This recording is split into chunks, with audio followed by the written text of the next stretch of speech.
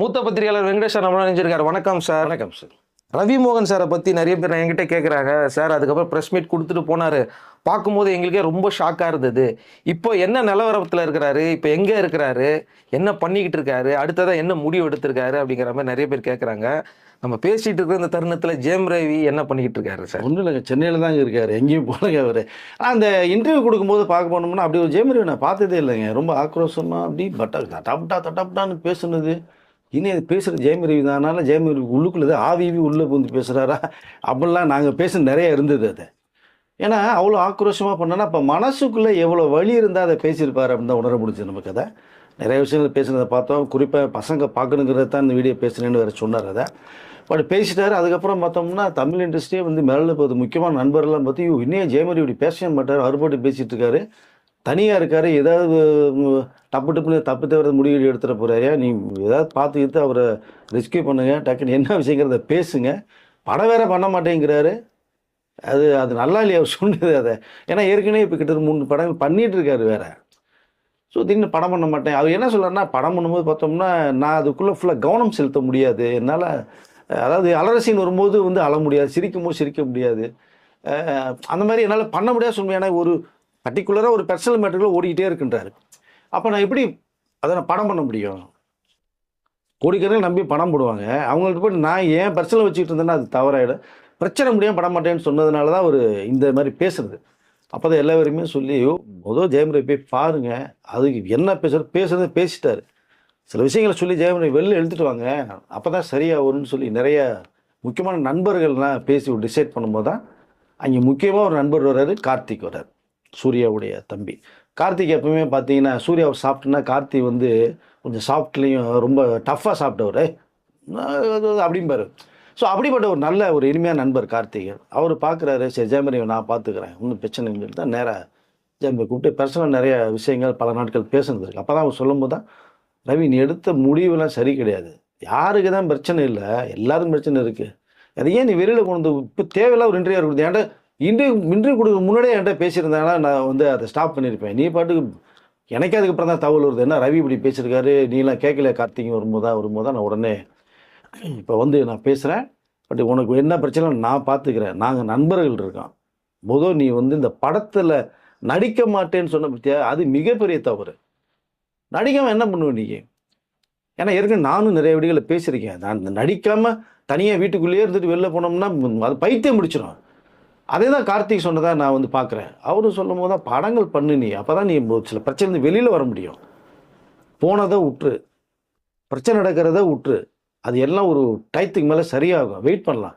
நீ படம் பண்ணு, 2-3 படம் கமிட் பண்ணி போயிட்டுருக்கு, அதை நீ பண்ணு. இதுக்கடையில் நீ ஓன் ப்ரொடக்ஷன் வேறு ஸ்டார்ட் பண்ணி வச்சுருக்கிற, அதுக்குள்ளே நிறைய வேறு சிக்கல் இருக்குது, அதை கம்ப்ளீட் பண்ணணும் அப்படின்னு சொல்லி ரவியை கொஞ்சம் கொஞ்சமாக பேசி பேசி பேசி இந்த நம்ம இது பிரெயின் வாஷ்னு சொல்லுவோம். நிறைய பேர் இதை பல பேர் வந்து கெட்ட வழிக்கு பிரெயின் வாஷ் பண்ணுவாங்க.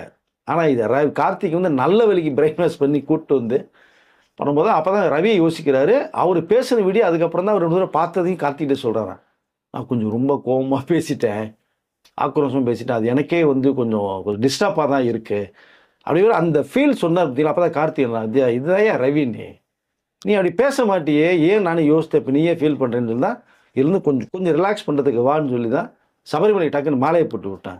அவனை நீ பாட்டு சைலண்ட் ஆயிரு, ஏதோ ஒரு அமைதியார் கோயிலுகளே சுற்றிட்டு வா, இந்த ஆண்டவன் கிட்ட இந்த மாதிரி கோயிலுக்குள்ளே சுற்றினா சரியாயிரும் அப்படின்னு சொல்லி தான் ஒரு கோயிலுக்கு போயிட்டு வந்தது. அந்த சாந்தமான முகத்தை தான் அதுக்கப்புறம் பார்க்க முடிஞ்சுது, ஆக்ரோஷமான முகத்தை இன்டர்வியூவில் பார்த்தா. ஸோ பழைய ரவியா கொஞ்சம் மாறுறாரு. முக்கியமாக இந்த நேரத்தில் கார்த்திக் தான் நம்ம நன்றி சொல்லிக்கணும். ஏன்னா வேறு தவறான ஒரு ரூட்டில் ஜெயம் ரவி போகாமல் இருந்து தடுத்து நிப்பாட்டியிருக்காரு, அது பெரிய விஷயம். அதுக்கப்புறம் தான் அவர் ரவி கொஞ்சம் அப்படியே வந்து கொஞ்சம் சாஃப்டாக மாறி சரி படங்களை நடிப்போம் அப்படிங்கிற ஒரு முடிவு எடுத்து தான் இப்போ இந்த அது 2-3 படம் பண்ணிகிட்டு இருக்காரு. அதில் வந்து கராத்தே பாபுன்னு ஒரு நல்ல அருமையான கதைக்களம், ஃபுல்லாக பொலிட்டிக்கல் படம் தான். அது நீங்கள் பாருங்கள், அது முடிகிற ஸ்டேஜ் அது வந்தால் கூட நிறைய விமர்சனத்துக்குள்ள ஒரு ரவி நீ இப்படி இப்போ படம் பண்ணியிருக்க. ஸோ அது ஏற்கனவே எடுக்கப்பட்ட படம்னால அது வேறொரு பார்வை போயிடும். இப்போ இருக்கிறதுக்கு ஒன்று அட்டாக் பண்ண மாட்டாங்க அப்படிங்கிற விஷயம் ஒன்று பேசப்பட்டுருக்கு ஜாலியாக. இப்போது அந்த ஷூட்டிங் போகிறது மாதிரி ஒரு தகவல் சொல்லிட்டாங்க. இதில் என்ன ஒரு முக்கியம்னா, அவர் அதாவது ரவிமோகன் ஸ்டுடியோன்னு சொல்லி கம்பெனி ஆரம்பித்து ஒரு 3 படம்னு நினைக்கிறேன், ஃபுல்லாக இன்வெஸ்ட்மெண்ட் வாங்கி அவர் எல்லாமே டக்குன்னு பார்த்தாரு. அந்த ரவிமோகன் ஸ்டுடியோவில் ஆரம்பித்து அது நிறைய போயிட்டு இருந்தது. அப்புறம் இன்னும் முக்கியமாக இந்த புரோக்கர்னு ஒரு படத்தோட இந்த தலைப்புக்கு சில பிரச்சனைகள் வந்து அதையும் சில பிரச்சனை முடித்தார். பட் எல்லாத்துக்குள்ளேயுமே காம்ப்ரமைஸ் பண்ணி உள்ளுக்குள்ளே போகிறவர் இவருக்கு இவ்வளோ டென்ஷன் ஆனாங்கிறது தான் பேச பரவாயில்ல. அதில் வந்து வெளில வந்துட்டான்னு வச்சுக்கோமே நம்ம, ஆனால் பர்சனலில் திரும்பி போக வேணாம், சரியாயிடும். இப்போது அவருக்கு சில வந்துட்டு இருந்த அந்த இன்வெஸ்ட்மெண்ட் கூட வந்து கொஞ்சம் லேட் ஆகிறது மாதிரி சில சிக்கலை கொஞ்சம் உருவாது அப்படி யோசிக்கிறாரு. அப்போ தான் இதெல்லாம் ரிலீஸ் பண்ணோம் அப்படின்னா இவர் படம் பண்ணணும். படம் பண்ணால் சார்ட்ட பராசக்தியிலலாம் மனுஷன் என்ன அந்த வில்லன் கேரக்டரில் மிரட்டி இருப்பார்னு உங்களுக்கு தெரிய வரும். ஸோ அதனால் படம் பண்ணால் அவருக்கு வந்து வர வேண்டிய சம்பளங்கள் நிறைய வரும். புது படம் கம்முன்னா பல கோடிகள் வரும். அப்போ அந்த பிரச்சனைகள் முடியலாம். அவர் எடுக்கப்பட்ட ரவிமோகன் ஸ்டுடியோ ரன் ஆகும். நிறைய பேருக்கு வந்து இயக்குநருக்கு வந்து ஒரு வாழ்க்கை கொடுக்கலாம். ஸோ நிறைய படம் ரிலீஸ் ஆகும். இப்போ கூட சமீபத்தில் பார்த்தீங்கன்னா யோகி பாபு வச்சுட்டு அவர் டைரக்ஷனில் ஒரு படம் பண்ணணும்னு ஆசைப்பட்டு அது வேலைகள் போயிட்டுருக்கு இப்போ கரண்ட்டில். ஆனால் கரண்ட்டில் என்ன பண்ணணுன்னு கேட்டிங்களா, இப்போ அந்த வேலையில் உள்ளே இறங்கியிருக்காரு. இப்போ இங்கே டைரக்ஷன் எப்படி வந்துன்னு ஒரு விஷயத்தை சொல்கிறேன். மணிரத்னம் சார்கிட்ட வந்து நம்ம ரவிமோகன் வந்து அவர்கிட்ட வந்து அசிஸ்டன்ட் டைரக்டராக சேர்ந்து அவர் தொழில் கற்றுக்கிட்டு வரதா. அது ஆல்ரெடி ஒரு டைரக்டராக பண்ணணும்னு தான் ரொம்ப ஆசை ரவிக்கு, ஹீரோன்னு ஆசை கிடையாது. பட் அங்கே நம்ம ஒரு ஃபேமிலியில் அண்ணன் டைரக்டர் ராஜா ஒரு டைரக்டர் ஆகிட்டார். அப்போ ஒரு பையன் ஹீரோ ஆட்டுமேன்னு சொல்லி அவங்க அப்பா மோகன் சொன்ன ஒரு விஷயம் ஒன்று இருக்குது. அவங்க அப்பா பெரிய தயாரிப்பாளர். அப்போ தான் வந்து சரி ஒரு தெலுங்கில் சூப்பர் ஹிட் டூப்பர் ஹிட் படம் இருக்குதுன்னா ராஜா டைரக்ஷனில் அந்த படம் பண்ணால் அதான் ஜெயம். இங்கே பம்பர் ஹிட் ஆச்சு உங்களுக்கு. ஃபஸ்ட்டு படமே 100 days மேலே ஓடுனதுனால அவர் ஹீரோவாக சைன் பண்ணிட்டார். இப்போது கார்த்திக் மனிதர் சார்ட்ட ஒர்க் பண்ணார். ஸோ அந்த ஒரு நட்பு வேறு இருக்குது. 2 பேரும் டைரக்டர் ஆகணும்னு சொல்லி ஆசைப்பட்டு 2 பேரும் ஹீரோவாக மாறிட்டாங்க. அதனால் கொஞ்சம் மீண்டு வந்துட்டார் ரவி சார். ஒன்றும் பிரச்சனை இல்லை, யாருக்கு தான் பிரச்சனை இல்லை, எல்லாம் சரியாயிடும். ஒரு நல்ல நடிகர், நல்ல மனிதர், பண்பானவர். பட் இப்போது இந்த கராத்தே பாபுவோட இறுதிக்கட்ட வந்து ஷூட்டிங் போகிற மாதிரி இருக்குது. அந்த படம் ரிலீஸ் ஆகும்போது நீங்கள் வேறு மாதிரி ஒரு ஜெயம் ரவி நீங்கள் பார்க்கலாம். தொடர்ந்து படம் பண்ணுங்கள். கண்டிப்பாக மிகப்பெரிய வெற்றிகள் உங்களுக்காக காத்துக்கிட்டு இருக்கு. உங்களுடைய ஆடியன்ஸ் நிறைய பப்ளிக் ஆடியன்ஸ், ஜென்ரல் ஆடியன்ஸே உங்களுக்கு இருக்குது. எல்லாரும் உள்ளே வருவாங்க. ஸோ அப்படிப்பட்ட ஒரு நடிகர். அதனால் பிரச்சனை யாருக்கு தான் இல்லை, விட்டுருங்க. தானாக தேடி வருவாங்க. உங்களை தேடி உங்கள் அன்பு எங்களுக்கு தெரியும், வருவாங்க. வெயிட் பண்ணுன்னு சொல்லிக்கலாம் ஆசைப்பட்றேன். பட் தொடர்ந்து இது ரவிமோகன் ஸ்டுடியோ உங்களுடைய அதாவது அந்த படம் 3 படத்தை இப்போ வந்து பேலன்ஸை முடிச்சு கண்டினியூ பண்ண போகிறாங்க. இப்போ படங்கள் பண்ணும்போது பணம் தேவைகள் வந்து அது ஃபுல்லாக போயிடும். இன்வெஸ்ட்மெண்ட் கொஞ்சம் ஸ்லோவானது. இப்போ அடுத்து இன்வெஸ்ட்மெண்ட் உள்ளே இறங்கிடும். ஸோ அதனால் பிரைட்டான ஒரு ஃபியூச்சர் ஜெயம் ரவி இருக்குது. சென்னையில் தான் இருக்கார். நீங்கள் பழைய ஜெயம் ரவியை பார்க்கலாம். தொடர்ந்து இது படங்கள் பண்ண போகிறாரு. அந்த படம் பண்ண மாட்டேன்னு சொன்னால் வாபஸ் வாங்கிட்டார். ஸோ அதனால் அந்த ரவி மீண்டும் வந்து நீங்கள் பார்க்கலான்னு தான் சொல்லிக்கிறேன். நான் விரும்புகிறேன் நான் இதை. அதனால் நான் என்ன சொல்லிக்கிறேன்னா, இப்போது அவர் படங்கள் பண்ண போகிறதா சொல்லிட்டார். ஒன்றும் பிரச்சனை இல்லை. இப்போ புது படம் 2-3 படம் கமிட் பண்ணுறதா எனக்கு ஒரு தகவல் வருது. சம்பளம் பார்த்தீங்கன்னா இப்போ இருக்கிற 4-5 ஸ்டார் ஈக்குவல் சம்பளம் வந்து பேசப்பட்டுருக்கு. பட் அவர் இப்போ அதுக்கடுத்து பார்த்தீங்கன்னா ராஜா வந்து நம்ம தனி ஒருவன் இருக்கு இல்லைங்களா, அது எந்த அளவுக்கு பம்பர் ஹிட்டுன்னு உங்களுக்கு தெரியும். அதை பார்ட் 2க்குள்ளே வந்து ஸ்கிரிப்டெல்லாம் ரெடி பண்ணி வச்சுருக்கதா ஒரு தகவல் வருது.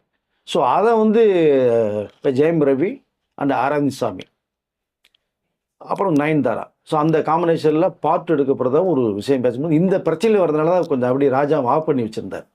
ஸோ இப்போ எல்லாமே ஒரு மாதிரி சால்வ் ஆகி வந்தாச்சு. தனி ஒருவன் பார்ட் 2வும் வந்து விரைவில் பூஜையோட ஆரம்பிக்க போகிறோம். அந்த ஒரு விஷயம் வருது. மீண்டும் நான் சொன்ன யோகி பாபு வச்சு ஒரு படம் டைரக்ட் பண்ண போகிறேன்றீங்க. அந்த டைரக்டராக உள்ளே இறங்க போகிறாரு. நிறைய பேர் கேட்டாங்க, என்னப்பா யோகி பாபு வச்சு ஹீரோனா, நீ ஹீரோ வச்சு நீ டைரக்ட் பண்ணலாம். இல்லை உனக்கு தெரிஞ்ச ஸ்டார்ஸ் நிறைய, உன் நண்பன் கார்த்திக் இருக்கா, அப்படி நீ கார்த்திக் ஏற்ற கதையை சொன்னால் கார்த்திக் உனக்கு டேட் கொடுத்துருவாரு. அப்போ நீ கார்த்திக் ஹீரோவை வச்சு ஒரு டைரக்ட் பண்ணனா அது எந்தளவு ஒரு மாசாக இருக்கும். அப்படிங்கும்போது தான் இவர் ஒரே விஷயம் சொன்னது ஒன்று, ஓகே அதுக்கு 2வது 3வது கார்த்திக் வச்சு பண்ணிக்கிறேன், நான் ஹீரோ டைரக்ட் பண்ணிக்கிறேன். பட் ஸ்கிரிப்ட் இது நல்லா இருக்கு. யோகி பாபு சாதாரண நடிகர் கிடையாது. அவர் இந்த கதைக்கு யோகி தான் செட் ஆகும். ஏன்னா நெல்சனுடைய ஃபஸ்ட்டு படத்துலேயே பார்த்தீங்க அப்படின்னா யோகி தான் ஹீரோ பண்ணியிருப்பார். கோலமாவு கோகிலா படம் எந்தளவு ஹிட்டுங்கிறது உங்களுக்கு தெரியாது. சரியான முறையில் ஒரு கேரக்டர் அமையலை சமீபத்தில் யோகி பாபுக்கு. அந்த மாதிரி ஒரு ஸ்கிரிப்டு கதைக்குள்ளே ஒரு ஹீரோ போது செட் ஆகும். இப்போ அந்த மாதிரி ஒரு கதையை தான் அப்படிங்கிறத எல்லோரும் எக்ஸ்பிளைன் பண்ணதா ரவி சொல்லியிருக்காங்க. இப்போ அந்த படப்பிடிப்பு விரைவில் ஆரம்பமாக போகுது. ஒரு டைரக்டராக அதில் ஜெயிக்க போகிறாரு.